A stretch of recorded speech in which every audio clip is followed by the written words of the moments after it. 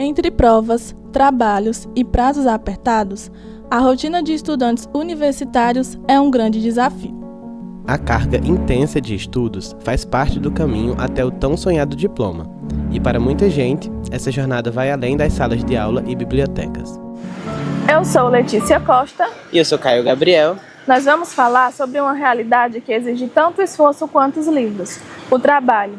Os trabalhadores e estudantes são pessoas que, além de estudar, precisam garantir o próprio sustento, equilibrando escalas e compromissos em uma rotina exaustiva. Vamos acompanhar suas rotinas, entender seus desafios e descobrir como lidam com essa dupla jornada. Afinal, quando o sonho da graduação depende de esforços fora da universidade, é difícil encontrar o equilíbrio. Para começar a contar essa história, vamos conhecer Tiago Oliveira.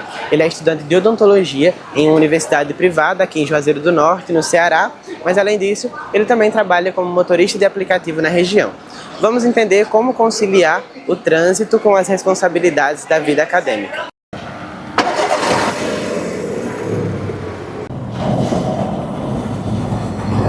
Eu me chamo Tiago Oliveira, tenho 27 anos e estou no 9º período do curso de graduação e atualmente trabalho como motorista de aplicativo aqui em Juazeiro do Norte.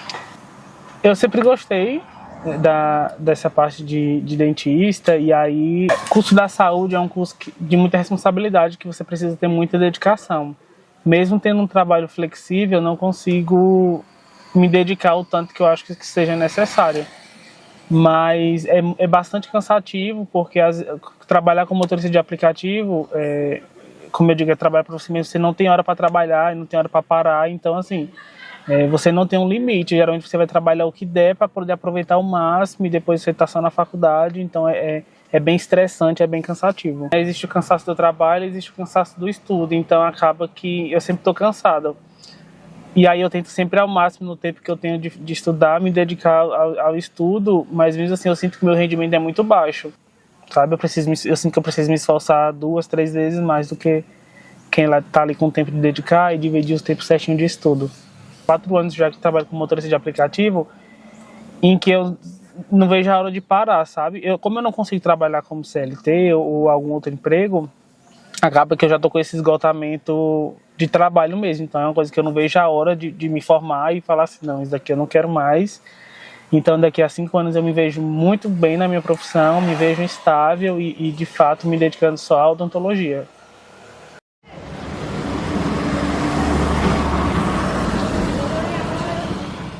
Eu me chamo Ana, mas boa parte das pessoas me chamam de Carol. Realmente 2 personalidades. Tenho Ana do trabalho e Carol de outra vida, né? Assim, de outras vivências. Eu tenho 26 anos, atualmente sou estudante de jornalismo, né? E pretendo em breve ser jornalista, me tornar jornalista. E também sou atendente de telemarketing. Quando eu iniciei na faculdade, eu me considerava uma pessoa mais participativa com as questões da comunidade acadêmica. E então era uma pessoa que me entrosava bastante com as atividades da universidade. Depois que eu comecei a trabalhar, isso me limitou bastante, né? Não consegui estar participando, até participar de projetos, enfim, bolsas. Enfim, foi algo que realmente me limitou bastante. Quando eu decidi, na verdade, adentrar o mercado de trabalho, né? Ao mesmo tempo que estudava, foi por medo, na verdade, né? Quando eu entrei no trabalho onde eu estou atualmente, eu estava com essa sensação de instabilidade, né? Não sabia o que seria do futuro, não sabia se ia ser bolsista ainda na universidade. E aí acabei entrando, fazendo uma seleção e fui aprovada para esse trabalho. E no mesmo tempo também fiz seleção para a universidade. Só que aí, nós estudantes, a gente tem uma vida para lidar, né? Tem uma vida aí de gastos, enfim, diários. E aí eu fiz um comparativo, né? Porque na época eu recebia menos como bolsista e no trabalho eu iria receber mais. E acabei optando por trabalhar, né? E foi uma escolha difícil na época, que me trouxe frutos, obviamente, né? Sobre questões financeiras, eu consegui muitas coisas com o trabalho. No entanto, eu deixei, né, abrir mão de muitas coisas que eu poderia ter conseguido na universidade. Hoje eu sou de uma realidade totalmente distante, sabe? Parece que eu nem pertenço à universidade. Eu tô lá mais para tentar concluir algo que eu comecei bem, mas que hoje não estou mais bem. É uma relação muito estranha hoje em dia, assim, sabe? Principalmente porque eu não trabalho com algo do meu curso. Basicamente, eu passo o dia fora de casa e venho para casa só para dormir. Eu acho que essa é a realidade de muitas pessoas, muito jovens hoje em dia. Só sai de casa muito cedo e volta muito tarde para dormir. E a gente não tem tempo para nada. Não tem tempo para absolutamente nada, assim, sabe? É tudo muito apertado, é tudo muito corrido. Parece que o tempo está passando e você não consegue enxergar ele. É como se fosse algo escorregadio. Conciliar trabalho e estudos exige mais do que disciplina. O desgaste físico é só uma parte do desafio.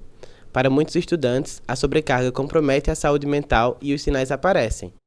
Para entender melhor essa questão, vamos conversar com Nadiele Lopes, especialista em saúde mental, que nos explica os efeitos da dupla jornada na vida dos discentes. É muito pertinente esse tema para ser abordado. O trabalho, a divisão que o estudante universitário ele passa na vida acadêmica é muito grande, porque ele se divide entre duas jornadas, uma exaustiva de trabalho, que geralmente não é relacionada à sua área de formação, com uma cobrança intensa pertinente ao mundo acadêmico.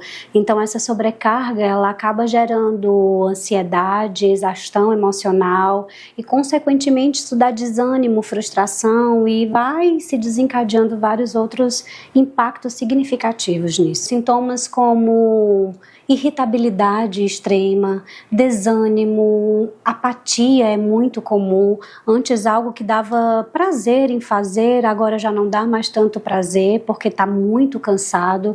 Junto com o cansaço, tem que estudar, né? Tem que fazer as outras coisas. Geralmente, um emprego que o estudante universitário ele consegue é um emprego que não tem tanta dignidade, tem muita cobrança, os horários não são flexíveis.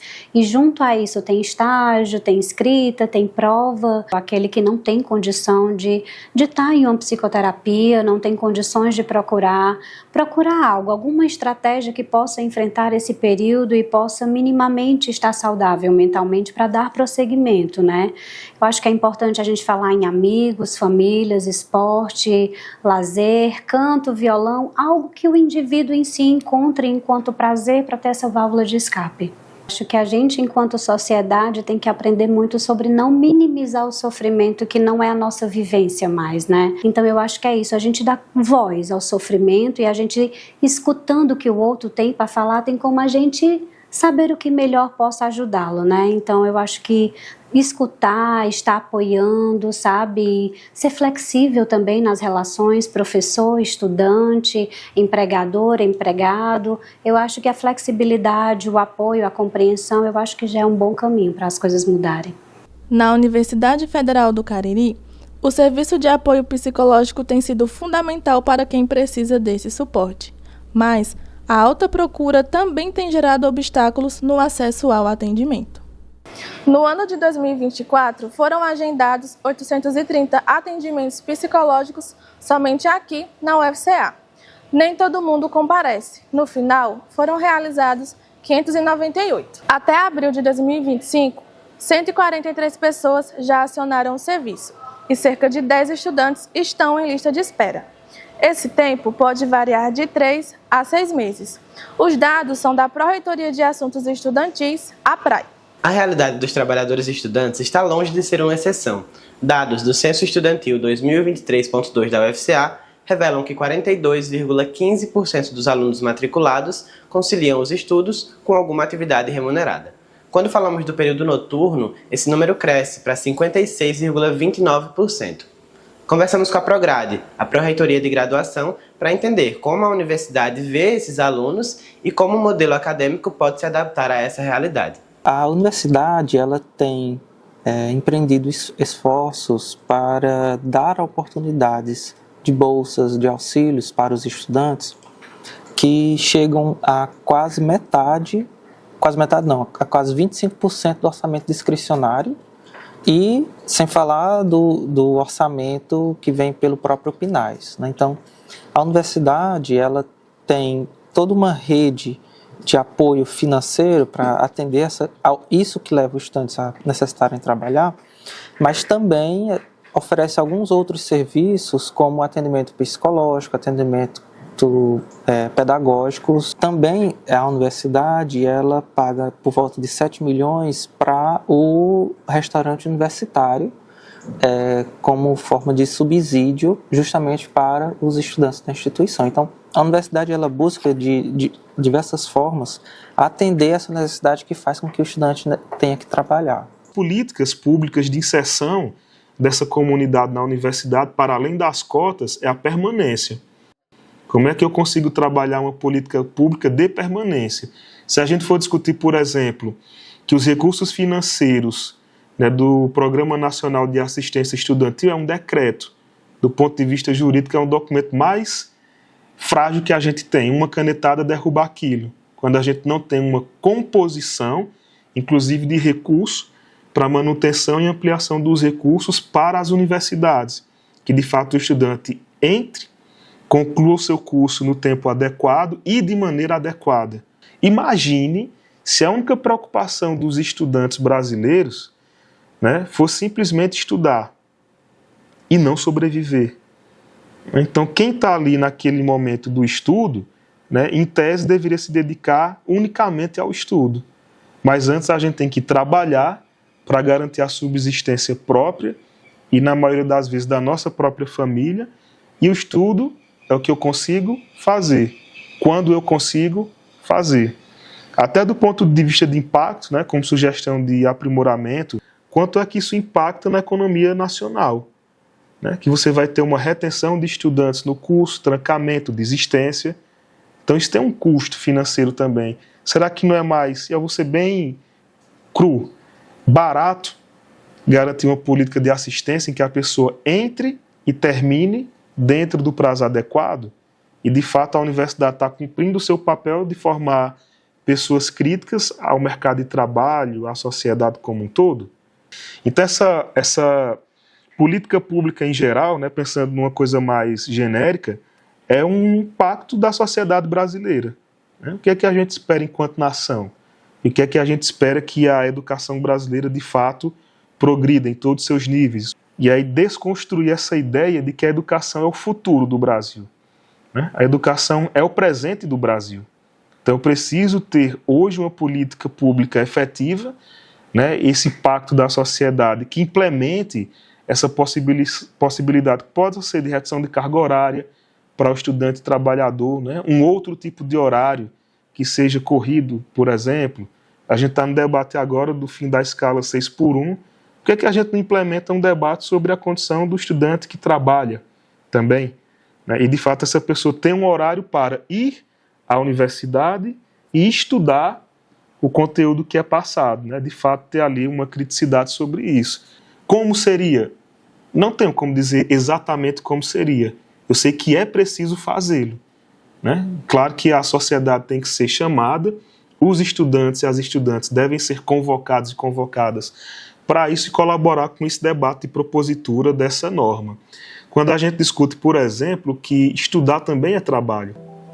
Essa reportagem foi produzida por trabalhadores e estudantes, que, assim como os personagens retratados aqui, dividem os dias entre as duas responsabilidades. Entendemos na prática como é conciliar jornadas, negociar horários, enfrentar o cansaço e ainda manter vivo o desejo de se formar. Por isso, essa reportagem é ao mesmo tempo um retrato coletivo e um espelho das nossas vivências. Falar sobre as dificuldades de conciliar estudo e trabalho é também reivindicar que essa realidade seja levada a sério, com compreensão, respeito e políticas que façam a diferença.